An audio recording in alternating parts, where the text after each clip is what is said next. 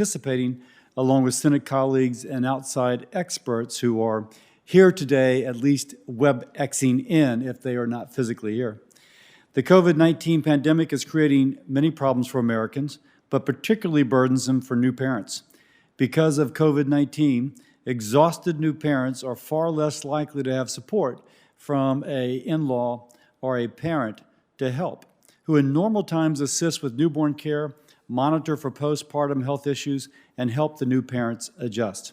New parents face tougher decisions than usual on when to send their infant to child care so they can return to work. In the COVID-19 era, paid leave is absolutely essential to protect vulnerable infants, to financially support parents, and to ensure that babies have a healthy start to life. Pre-pandemic, the lack of paid family leave forced 25% of new moms to return to work within 10 days of giving birth. This despite paid parental leave being proven to reduce infant mortality rates, improve infant health, improve child development outcomes, and reduce reliance on public assistance. New parents need help. That's why Senator Kirsten Sinema of Arizona, Representative Colin Allred of Texas, and Representative Elise Stefanik of New York, and I, Bill Cassidy of Louisiana, introduced the Advancing Support for Working Families Act, the first bipartisan, bicameral plan to provide Americans with upfront financial assistance in the critical first year after birth or adoption. The Advancing Support for Working Families Act would help working families cover the cost of leave and other expenses associated with the new child by giving parents the option of advancing up to $5,000 from their future child tax credits upon the birth or adoption of a child. And this recognizes that the first year of life is the most expensive year of life. This plan is flexible and provides struggling families with a solution now without raising taxes nor creating new government mandates and not disincentivizing other federal, state, and employer efforts. A number of colleagues here today have proposed plans to provide paid leave to new parents. COVID-19 is exacerbating a problem we all agree needs a solution. This is why there should be a national pilot of paid parental leave. Forcing new parents to choose time off with their newborn versus earning a living is not the right answer, especially not during COVID-19. Ensuring that those ill with COVID-19 can afford to stay home is the best way to slow the spread of COVID-19. The Emergency Family Leave provisions in the Families First Coronavirus Response Act have helped, but may need refining. I look forward to working with colleagues to solve these issues, to bring solutions to American families. And now I ask Senator Hassan if she could make her statement. Well, thank you, Senator Cassidy, for helping facilitate this important discussion today. I also want to thank members of the Paid Leave Working Group for participating, and Senate Finance Chair Grassley and Ranking Member Wyden for joining this conversation as well. And thank you to our witnesses for being here to speak to this very important issue. As our country grapples with COVID-19, Congress must do more to ensure that workers have the support that they need to not only get back to work, but also to take care of their own health and meet the caregiving needs of their loved ones. In response to this pandemic, Congress acted quickly to address some of the needs of some of our most vulnerable workers. However, since the emergency paid leave provisions enacted COVID-19 relief packages have gone into effect, it has become clear that many workers continue to lack much-needed access to paid leave. For example, under the emergency paid leave provisions, workers may access expanded family leave if their children's schools are closed, but not if their child has been removed from school because of a significant health risk. And employers with more than 500 employees who employ more than 50% of American workers have no obligation to provide paid sick leave under these provisions. We must not allow millions of workers to be left behind. Regardless of personal circumstances, a worker should not have to choose between a paycheck and their own health. This has always been true, but as we work to meet the needs of our current unprecedented circumstances, the urgency to act is greater than ever. As stay-at-home orders are lifted and people are encouraged to go back into the workplace, Congress must provide workers with the opportunity to stay home from work when they are sick and ensure that they have the ability to care for themselves and their families. Doing so will help limit the spread of the virus and keep our communities healthy.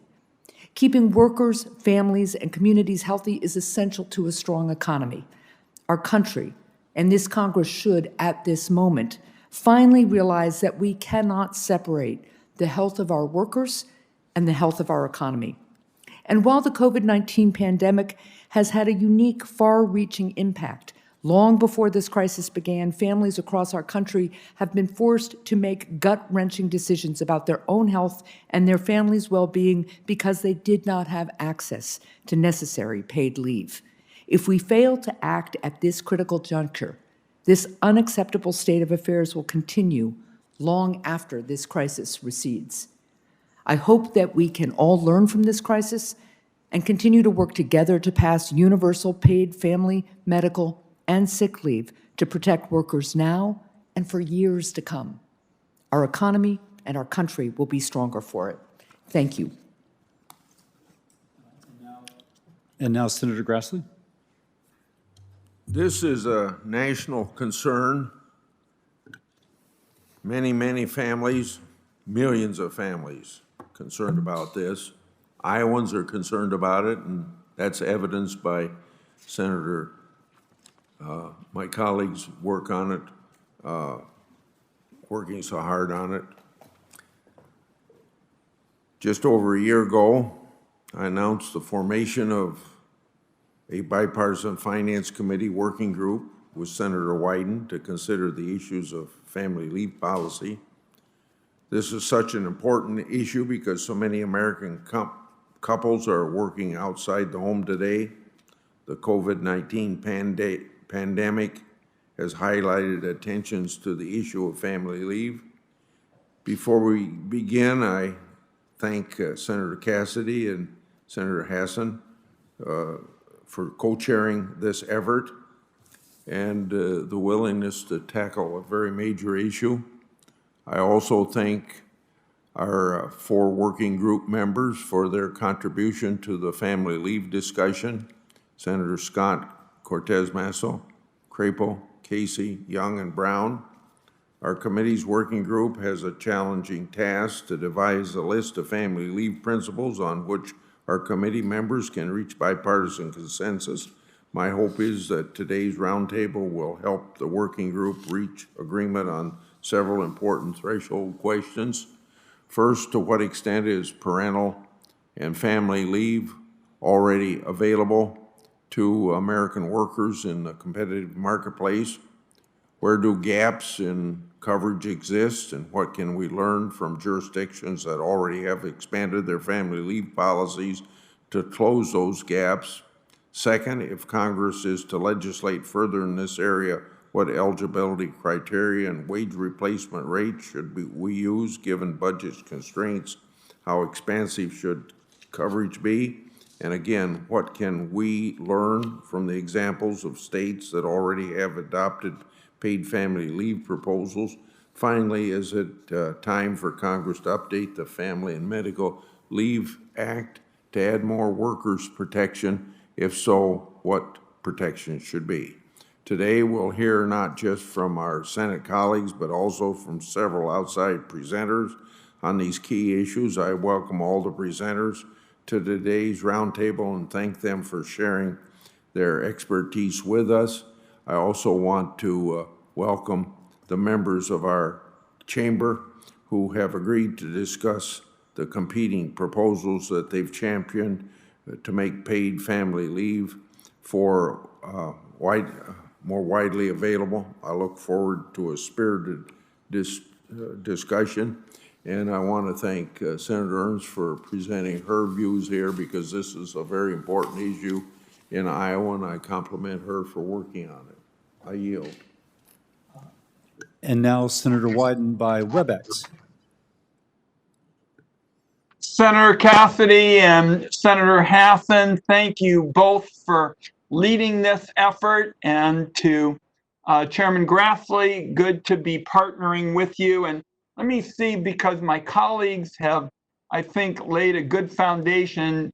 If I can just make a couple of points and then we'll go to all our participants. First of all, it seems to me that the coronavirus has hammered home, literally and figuratively, why paid leave is so urgently needed. What we are hearing from at home and from our colleagues when we're here in Washington is that families are being forced to make choices that really don't come close to meeting their family's needs. They shouldn't be forced to choose between being in a position to be healthy or getting a paycheck. We've got to have these essential paid leave benefits. And let me kind of walk through a little bit why.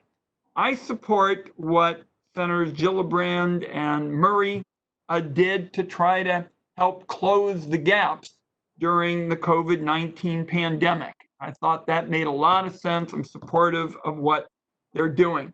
What we learn, though, every single day is that this is about financial security. It's not just about healthcare. For example, late last night, a new poll came out. My finance colleagues would be interested in this, showing that 75% of Americans support our supercharged unemployment benefits, the $600 extra per week each week that are getting ready to run out at the end of July. 75% and 67% of Republicans support it. So that is one valuable tool in terms of trying to help people who are walking on an economic tightrope. But I think we have to understand as we go into this, particularly with those on the Finance Committee, those unemployment benefits backed by the country, supercharged, cannot ever be seen as a replacement for guaranteed paid sick days and paid leave at the federal level. What we're going to have to do, if we're really going to respond to the needs of millions of Americans who are walking on an economic tightrope, every day balancing the rent bill against the fuel bill and the fuel bill against some other essential expense, is we're going to have a suite of programs, a kind of array of programs that are going to be tools that give working people the opportunity to really become middle class. I mean, that's really how most working people dream today. They'd like to be middle class. They believe in work. I see my friend Senator Brown here, who talks passionately about the dignity of work. They want to work, but without paid leave, family and sick days, too often they get put in these choices when they're not in a position to be healthy or take care of their families. We can do better than this. So I see Senator Gillibrand just has joined us. I mentioned the good work that you, Senator, did with Senator Murray to try to close the gaps in the COVID-19 pandemic. And we're having these discussions led by Senator Cassidy, Senator Hassan, because we know we can do better, and I'm prepared to work with my colleagues to actually get it done. Thank you, Senator Wyden. Now, Senator Brown. Thank you, Senator Cassidy and Senator Hassan and Senators Wyden and Grassley for this. This is so important. I'm so thrilled that we're all taking this so seriously finally. And Senator Wyden, thank you for your comments about unemployment insurance and the dignity of work and how important that is. This pandemic has been the great revealer. It's revealed to all of Americans the insidiousness of racial disparities. And the evils of structural racism. It's also revealed much to our country about our workplace. I spoke to a grocery store worker in Cincinnati a few weeks back who said to me, she said, "They tell me I'm essential, but I feel expendable." worker health is public health. President Trump wants us to go back to the same old business as usual, forcing people back to work with no protections and with the same low wages. We know people who are going back to work when they're sick, they are more likely to spread the virus again because millions of Americans will have, as we know, still have no paid sick leave. We know that the child care issues this pandemic is calling. Daycare could be a source of spread, so many of them are staying closed while businesses reopen. It puts parents and caregivers in impossible situations, as all my colleagues have pointed out. Grandparent Amy said to me, I'm a single grandparent raising 4 kids. I work part-time at a pharmacy with only two pandemic certified daycares in our county. When the school shut down, the daycare centers quickly become overcrowded. She writes, she continues, I was forced by my company to take an unpaid leave to take care of them. They said no. Children are not a COVID-related excuse to take time off work. I've not been compensated for lost wages. Far too many people in all of our states, in Louisiana, and New Hampshire, and Iowa, and Oregon, have faced that. Workers shouldn't have to choose between staying home to take care of their health or their family and getting a paycheck. Many of us work hard to make sure the Family First Coronavirus Response Act included provisions on paid sick days and paid family and medical leave. We passed that bill. Congress showed that there's bipartisan support for paid leave policies, as today's hearing indicates, that will keep our workers and our communities safe. But those provisions don't apply to workers at companies with more than 500 employees, and small businesses can be exempted too. That means, as we know, millions of workers still don't have any paid leave benefits, even as they're being forced to choose between unsafe workplaces and paychecks in the middle of a pandemic. And after those provisions expire at the end of the year, what we did pass disappears, and there won't be any federal requirement for employers to provide paid leave. Senator Murray's bill, the Paid Leave Act, would build off existing policy and establish permanent requirements for paid sick days and paid family and medical leave, including when there's another public health emergency. We don't know that this will be over by January 2021. We know this won't be our last pandemic. We know that controlling the spread of COVID in the workplace is critical to fighting the virus. We could all agree, regardless of whether we're in a pandemic, there's no dignity in a job where you're forced to choose between you and your family's health and a paycheck. That's why we need to pass comprehensive paid leave legislation. I urge my colleagues to work with Senator Murray and Senator Gillibrand and me to pass the Paid Leave Act. Thank you, Mr. Chairman. Senator Ernst. Thank you, Mr. Chair. And I would like to thank Senator Grassley, Chairman Grassley, and Ranking Member Wyden, as well as you, Senator Cassidy, and Senator Hassan, for the chance to join a discussion on an issue that is truly a priority for me. And that, of course, is paid parental leave. And I come to this issue as a mom and who has a sweet daughter. Raising a new baby like my sweet Libby Lou during those first few weeks of life was thrilling and exhausting. But every moment spent changing her diaper and feeding her and getting to witness her first smile were well worth it. I believe the first few months following a birth or adoption are critical for healthy child development and bonding between a parent or parents and their new child. This is why I've been working with my colleague, Senator Mike Lee, on a proposal offering paid parental leave to all new parents, moms and dads, natural and adoptive. Our proposal, the Cradle Act, would allow parents to voluntarily receive 1, 2, or 3 months of paid leave benefits by delaying their retirement by 2, 4, or 6 months. Benefit levels would be more generous to lower income families who need our help the most. The Cradle Act offers a paid parental leave solution without government mandates, without increasing taxes on individuals or businesses, and without adding to our national debt. Once individuals who choose to take part in the program begin to delay their retirement for a short period of time, the program would use funds provided on the front end to repay the General Revenue Fund, ensuring taxpayers are not left on the hook. I think what sets our approach apart is that it gives parents greater flexibility without imposing a heavy-handed new government mandate.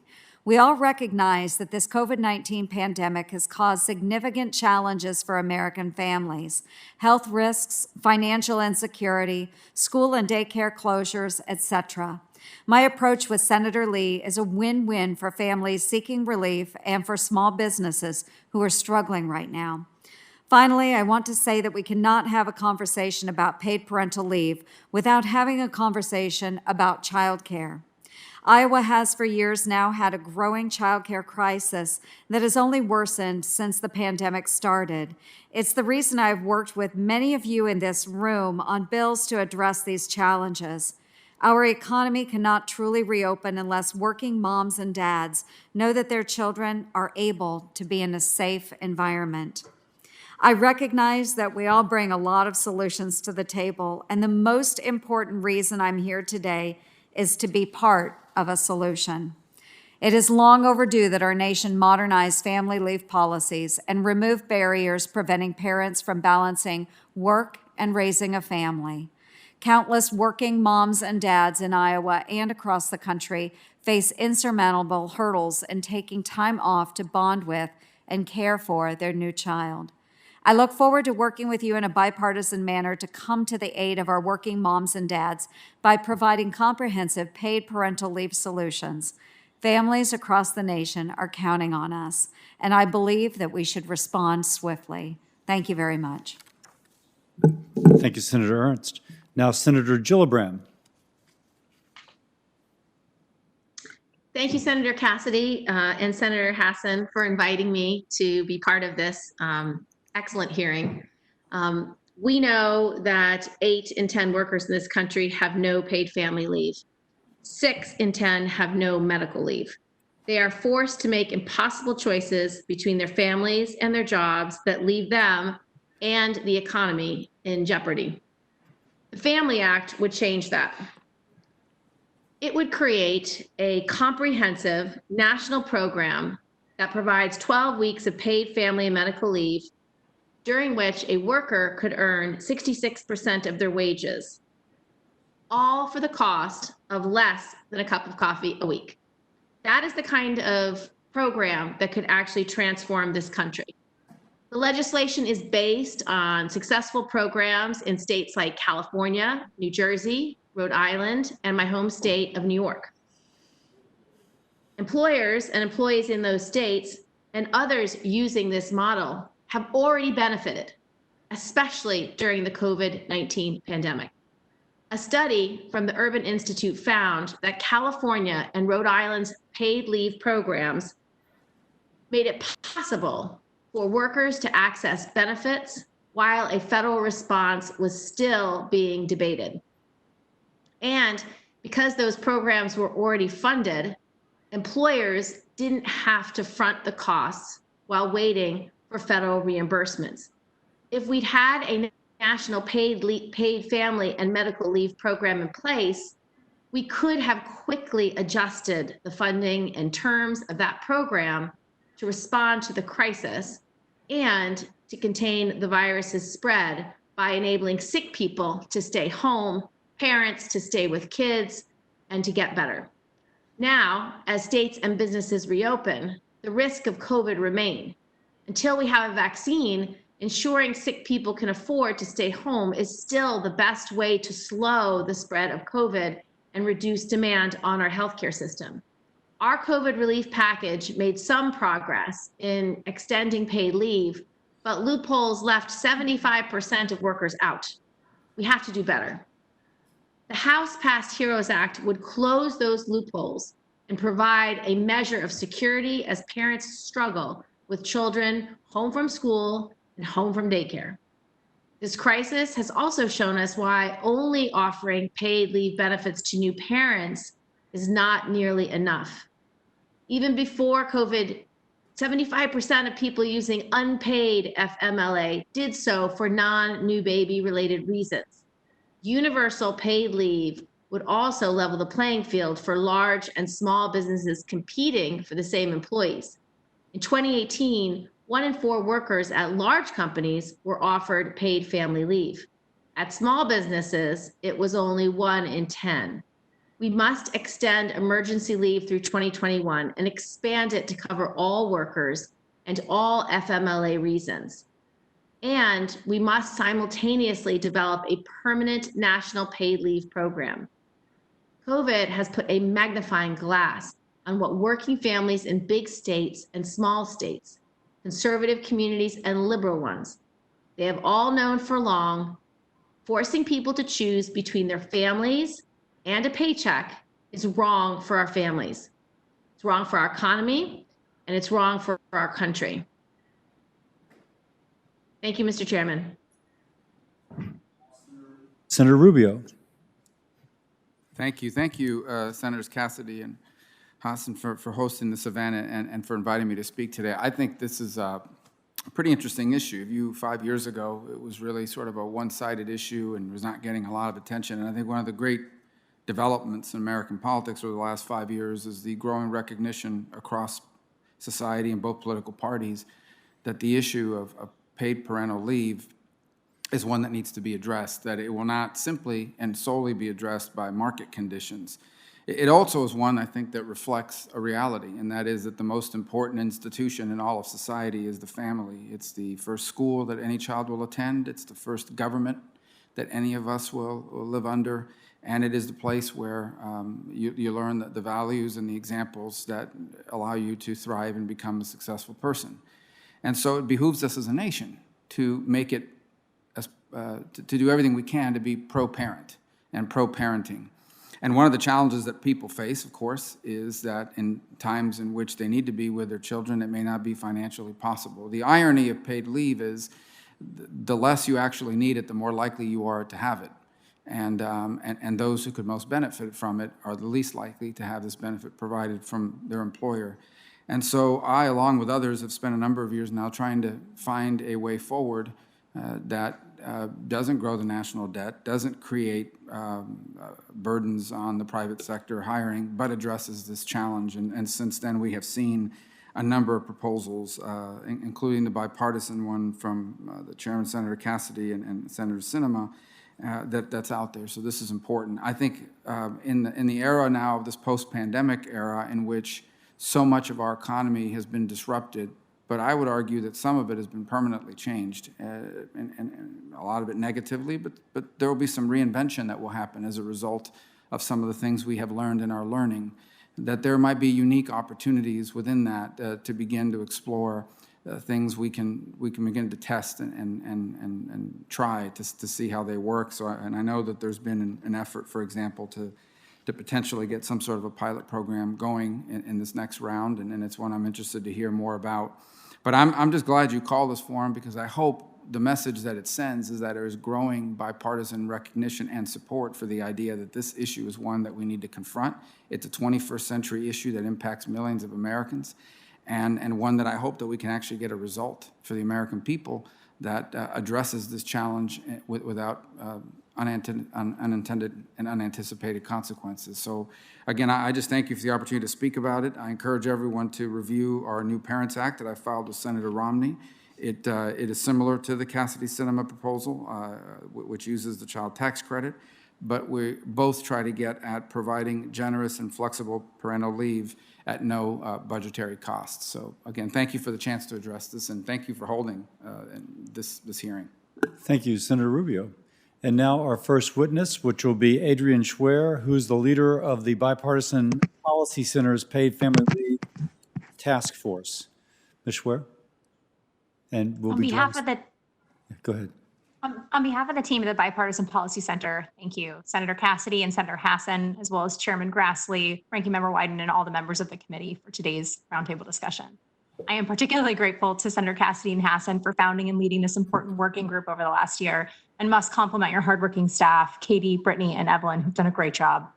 My name is Adrienne Squier, and I am a fellow at the Bipartisan Policy Center, a Washington, D.C.-based think tank that actively fosters bipartisanship by combining the best ideas of both parties. Paid family leave enjoys broad bipartisan support across the country and here in Congress. Within the last year, bold bipartisan legislation has been passed into law, providing federal employees with paid parental leave and millions of Americans with paid sick and paid family leave benefits during this COVID-19 pandemic. The emergency family provisions and the Families First Coronavirus Response Act have gone a long way to help workers, but many were left behind. As the economy reopens, working families are facing unprecedented challenges balancing work and caregiving responsibilities, and BPC recommends that Congress make 3 changes to these temporary emergency leave provisions to meet the needs of more workers and more employers. First, remove the 500 employee cap. Second, expand paid family caregiving leave to new parents and parents of adult dependents, and authorize an extension to cover a second wave of the pandemic, which many experts anticipate coming. Congress correctly recognized the need for these policies, and I want to share that they're working. In a recent survey that the Bipartisan Policy put forward, a strong plurality of smaller and mid-sized employers, those with 21 to 500 employees, say that these family first benefits are helping their business. Expanding these programs should be a national economic priority because to regain our bounding economy, we need these sideline workers to return to work safely. A recent study that we put forward revealed that Americans are looking to Congress to help accomplish this through pragmatic solutions that are tethered to employment, and they rank paid family leave near the top of the list of things they need. American consumers are also showing preference for paid family and sick leave, saying they'll patron companies that have these benefits. One thing I'd love to point out is that these emergency family caregiving leave covers time off for parents like me with children out of school or without childcare, but many families are left unmet. Welcoming a new baby has never been scarier, and the journey doesn't end with a healthy delivery or adoption. They return home to more stress and more fear and constrained, unsettling environments with little options for childcare. Paid parental leave has proven to reduce infant mortality rates, improve infant health and development outcomes, and reduce reliance on public assistance. In a COVID-19 era, we must provide paid parental leave to these vulnerable infants and support their uniquely stressed parents. But parental leave is not the only thing left out of the emergency policy. So is a lot of family caregiving for adult dependents. It's critical that we look at these caregivers helping the most vulnerable members of their society and cover leave for more people. Lastly, the nature and course of the viral pandemic is still unknown, but many experts predict a late fall and early winter second rise of the virus. To avoid political delays and operational disruption, we recommend extending provisions through June of 2021, meeting the needs of more people as we experience a second wave. In conclusion, extending temporary paid sick and paid family leave programs to more workers and then their employers will help restart the American economy and be good for families. Thank you for having us today. Thank you. Our next witness is Ms. Moritsugu, who's the Vice President for Economic Justice at the National Partnership for Women and Families. Thank you. Thank you, Co-Chair Cassidy and Co-Chair Hassan, and of course, Mr. Chairman and Ranking Member Wyden and the members of the working group. I'm Erica Moritsugu with the National Partnership for Women and Families. We are a founding member of the new Paid Leave for All campaign, working to enact meaningful, comprehensive, and universal paid family and medical leave. The National Partnership has been working on paid leave and paid sick days for decades. We're proud to have been the leader of the campaign to pass the Family Medical Leave Act in 1993, and we've been working to expand access to paid leave in the years since. Our nation has long faced a paid leave crisis, and COVID-19 has made clear the importance of paid leave and paid sick days. The COVID crisis has made it clear that too many working people face impossible choices between their health and the health of their families, and their job or paycheck. And it's made more clear that paid leave policies must include all caregiving needs, including caring for a new child, a loved one, or one's own serious health needs. Importantly, paid sick days and paid medical leave are proven to help stop community spread of contagious diseases.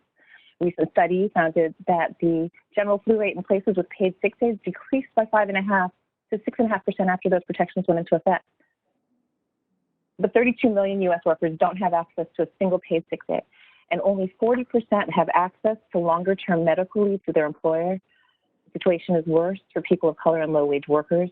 Nearly half of Latinx workers and more than 1/3 of Black workers report having no paid time away from work of any kind, and 7 out of 10 of the lowest income workers lack paid sick days. Essential workers, who are disproportionately women and people of color, are often the least likely to have paid sick days or paid leave to begin with. In fact, more than 1 in 10 essential workers say they still would go to work if they had a fever. The recipe for a continuing disaster as businesses reopen across the country. I want to thank the members of this working group for passing the Families First Act, which established national emergency paid sick and paid child care leave. However, the exclusions in the law leave out many workers, making it cumbersome for employers and employees to know if they're eligible and for what purposes. The Center for American Progress found that up to 106 million workers could be denied this benefit. This pandemic has demonstrated the vulnerabilities in our society that exist due to a lack of a robust public health infrastructure. As the Congress looks beyond this crisis and develops policies to manage future pandemics, ensuring that all workers can take time off when they're sick or to care for a sick family member is critical to curbing the spread of the pandemics and viruses alike. To protect people today, Congress must close the gaps in the emergency leave law. And as we look ahead to life beyond the pandemic, Congress must enact permanent paid sick days and family and medical leave. In closing, we can't forget how devastating this crisis has been for the countless people around the country who have lost their lives or lost loved ones. But with your leadership, your bipartisan leadership, we can hope that they never again have to make the impossible choice between the jobs they need to survive and the health of themselves and their loved ones.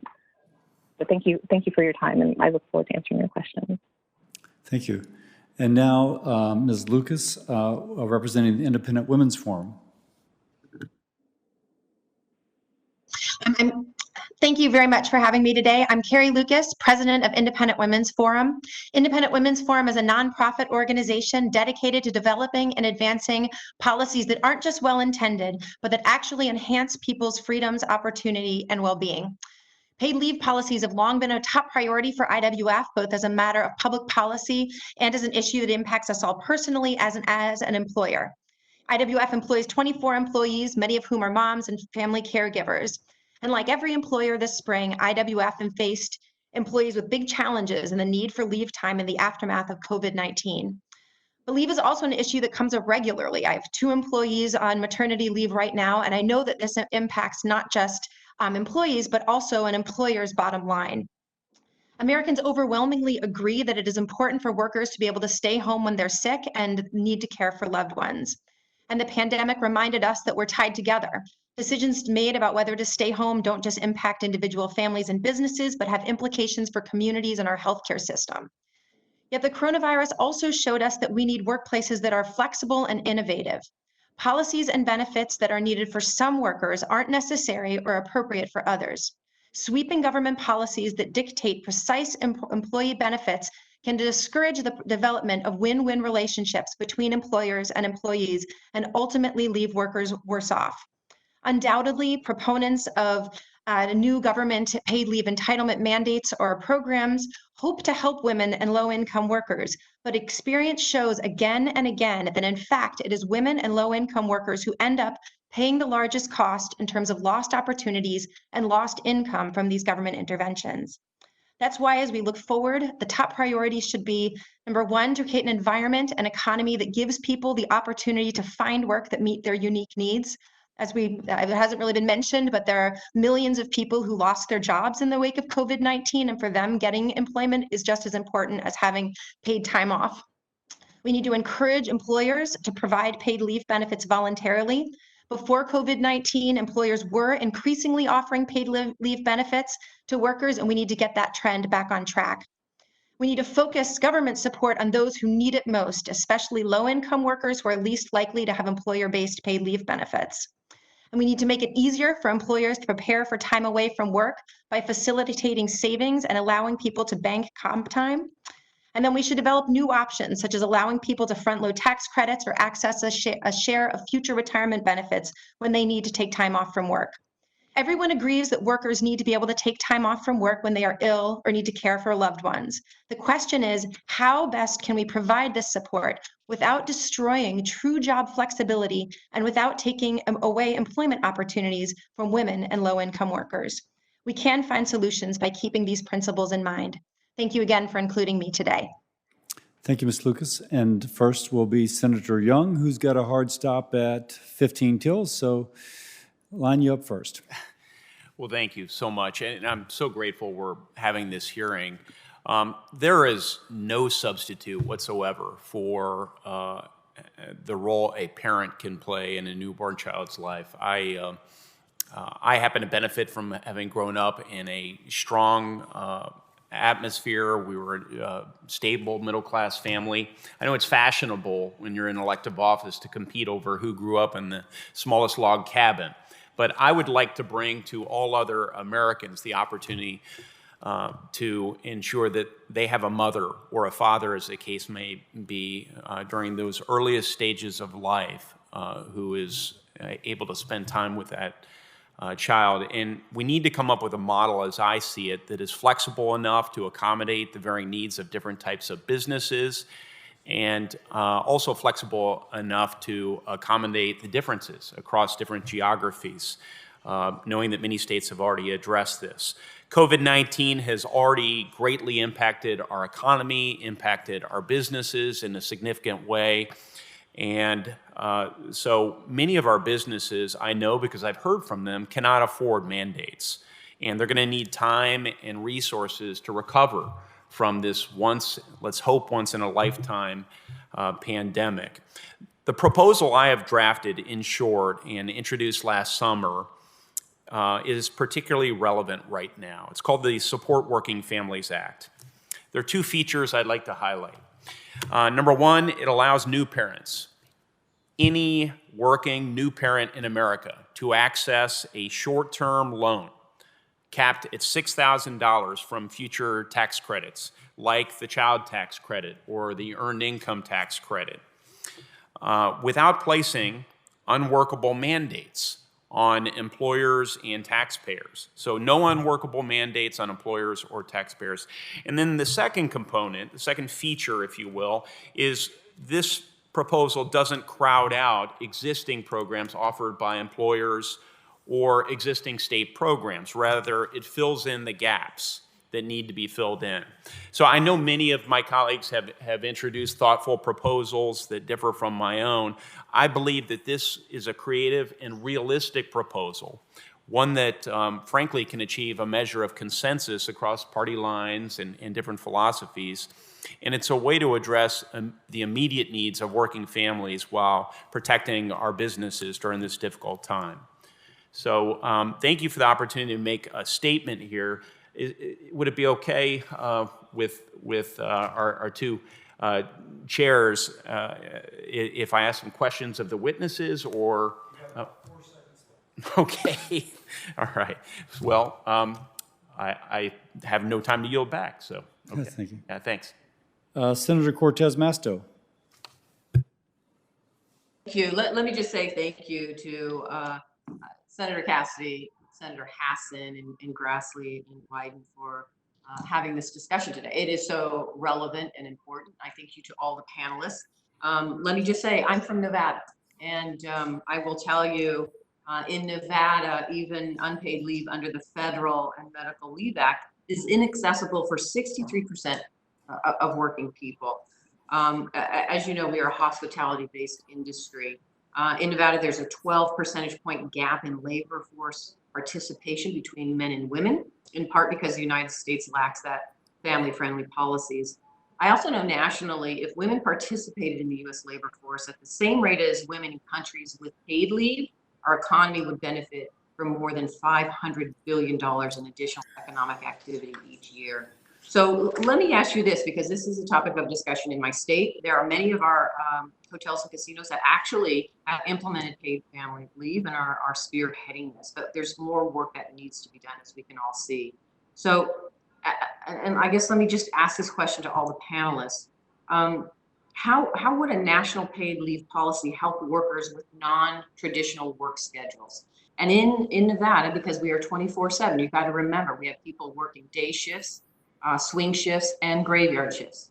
So for those individuals, how do we, and that's 24/7, and it's happening all the time. And a lot of the women are the ones that are working the swing shifts and the graveyard shifts. So talk to me, if you would, ideas about how we address that leave policy for those workers as well. Yeah, Senator, if I may, first of all, thank you for your leadership in calling for expanded paid leave protections for disabled individuals in the next COVID package. But in response to your question, a national paid leave policy that's modeled off of the states should and would cover all workers, including those with non-traditional work schedules. Benefits under those models are dispersed based on average earnings. So part-time and non-traditional workers would still have access to benefits. This is particularly important for the workers in the industries that you just mentioned. In Nevada, these are more likely to be people of color and less likely to have access to employer-sponsored paid leave. And in Nevada, these folks include my classmates and cousins who moved from Hawaii to Clark County for job opportunities and to raise their families. A national paid sick day policy would also help part-time workers and workers with non-traditional schedules. Like the state and local policies, the Healthy Families Act, which you co-sponsored, would set up an accrual process so that all workers would have the ability to accrue earned sick leave. Thank you. Go ahead, please, Carrie. Oh, I cannot hear you. I don't know if I think you have your mute on. Okay. Better. Thank you. Okay, thank you very much. I just want to caution that I think it is important to look at the experience of the states. 21% of all workers are in states with these with programs that are supposed to provide them benefits already, and obviously those states are still struggling. And one thing that's I think particularly kind of counterintuitive is just the distributional impacts of who takes benefits in a place like California or in Rhode Island. And what you'll find is consistently that it is higher income individuals who are receiving benefits compared to lower income individuals who are paying into it. In 2017, 42% of workers paying into the program made $20,000, but only 19% of beneficiaries were from this low income group. This is actually consistent in the EU.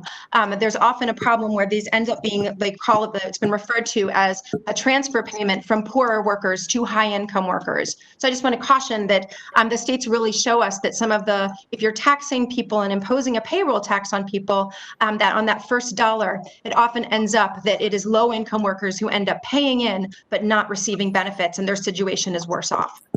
Senator Cortez Masto, we need to move on.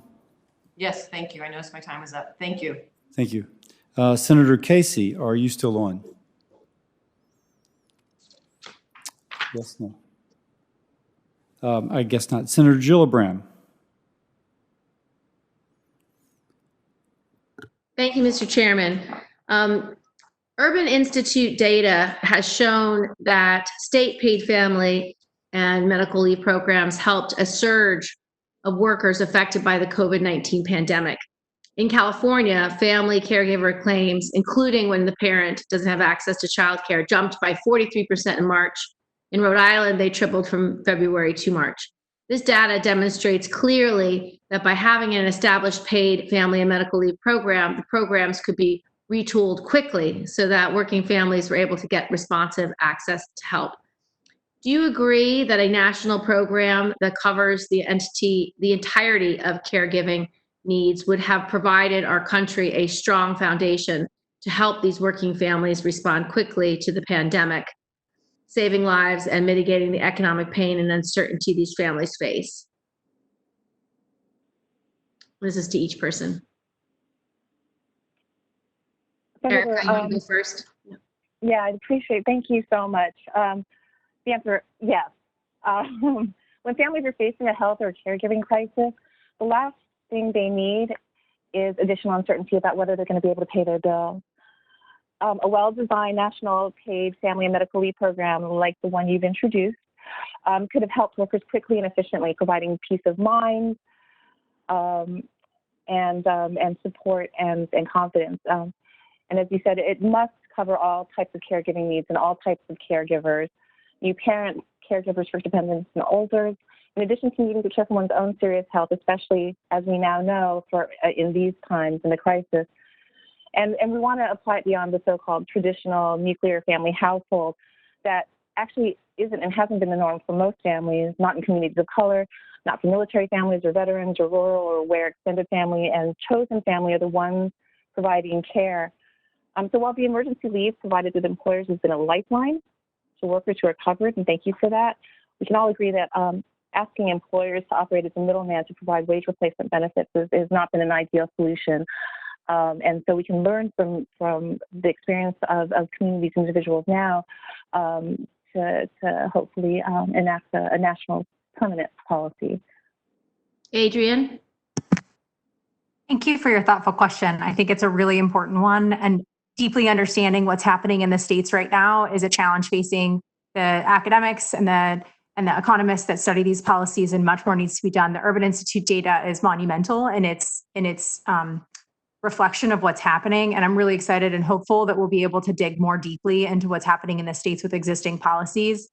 I agree that the temporary solution, which is really important, and I'm so grateful for both the bipartisanship and the swift movement of Congress to bring these policies to people, is not a permanent solution. But I do think that we need to study what's happening in these emergency policies and how people are using them and the impact they're having, and what's happening in the states during this pandemic to understand and help design future policy. Let me just follow up on that to Erica. Excuse me, Senator Gillibrand, I'm sorry. We have to move on. Oh, okay. Thank you. Okay. Senator Hassan. Well, thank you, Senator Cassidy. I have two questions. The first to Ms. Mortsugu.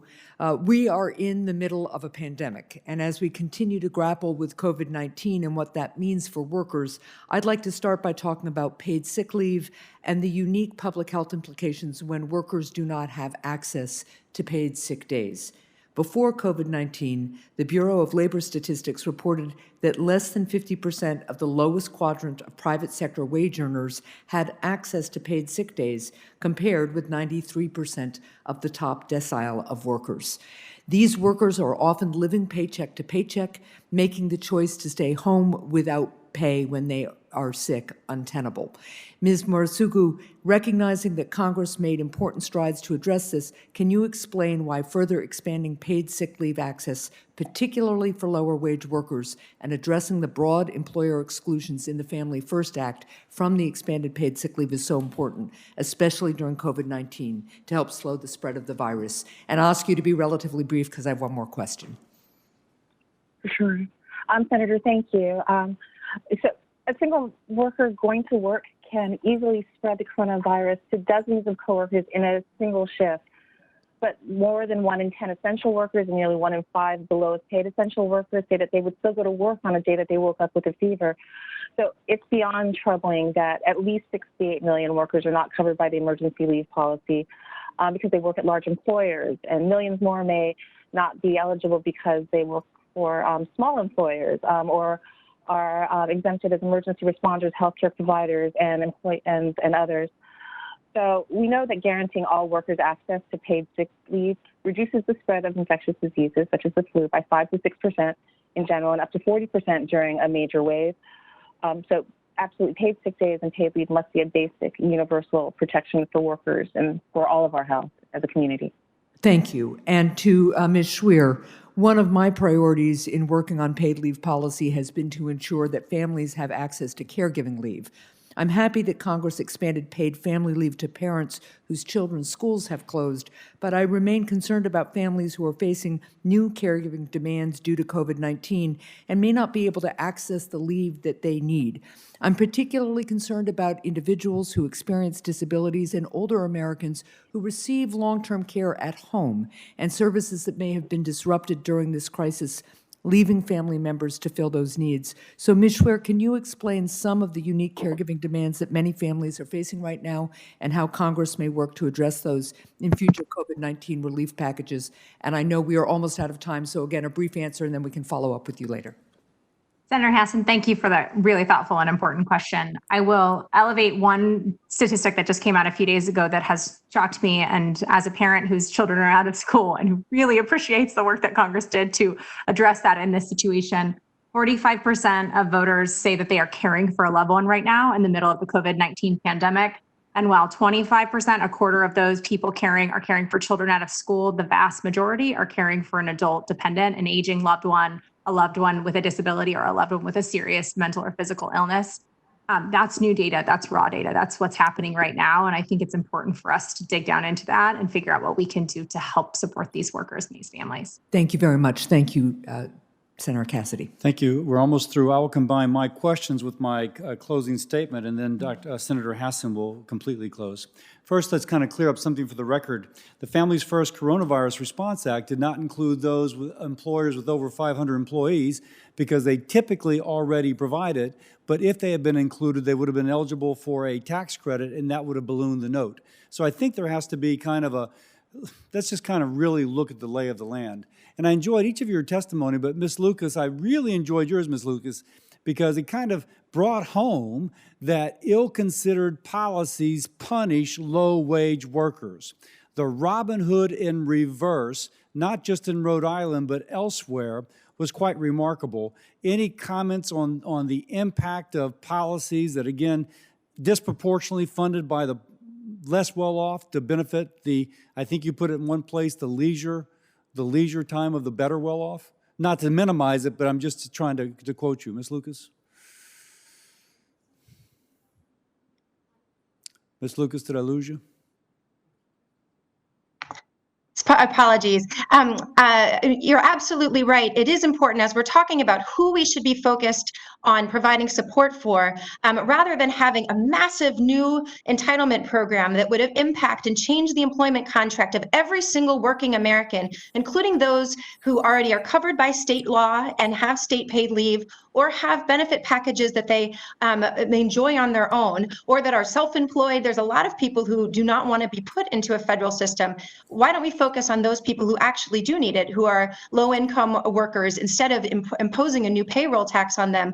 And you're right that I just want to quickly mention that it's not only low-income workers, but women lose a tremendous amount of opportunities when we do create sweeping new paid leave laws. And you can see that in the EU, where women are much less likely to be closing the wage gap or moving up. Women are almost half as likely to be professionals and to be in executive positions in the EU than they are in the United States, in part because there are these incredibly long leave times. There is a cost to pay. So you're suggesting a bias against employing somebody who is potentially fertile because of the paid leave that would be required. Absolutely. We see that over and over again. And women know that flexibility needs to be flexible, not just a one-size-fits-all package that's imposed on us by the government. Well, I'll finish with my statement because Kirsten Sinema and I are sponsoring the paid leave bill that would allow parents to pull forward their paid their child tax credit so that they can concentrate it in the first year of life should they choose. And this would benefit women of all incomes. It would be optional. You don't have to do it, but if you choose to do it, you can do it, and it wouldn't crowd out a non-government program, if you will. Because I think, again, Ms. Lucas, you made the point regarding ill-considered public programs will merely crowd out private programs that already exist. Do I have that correct? Yeah, absolutely. You can see this happening in some companies where their state workers, they just roll back what the private programs they've offered in states like California, and have their employees take those benefits before they can access their company's benefits. So there would be a tremendous move from the private sector to putting it on the backs of taxpayers. And as we know, if it's going to be a payroll tax, it's often low-income taxpayers. Well, I appreciate that input. I, of course, with Senator Sinema, have our proposal. It is bicameral and bipartisan, and it is something which would not crowd out and would not raise payroll taxes and does not have mandates. But I'm most encouraged, and this will be my final statement, that we have common ground between Republicans and Democrats in trying to find a solution which is so important to so many families. And with that, I will turn to my colleague for her closing statement. Well, thank you, Senator Cassidy, and thank you to all of our witnesses today, and to everyone who joined this important conversation, and to those who watched remotely and submitted or plan to submit comments. I look forward to working together to address many of the issues we've discussed today so that workers all across the country, whatever the nature of their work is, wherever they are on the income scale, have access to the paid leave that they need. Our families and our economy will be stronger for it. Thank you. And this is, I guess, do we have opening statements? I mean, do we have anything, questions for the records that can be submitted? No. Okay. this ends. Thanks for all the witnesses. Thanks for all the participants. And I thank my colleague for a really positive meeting.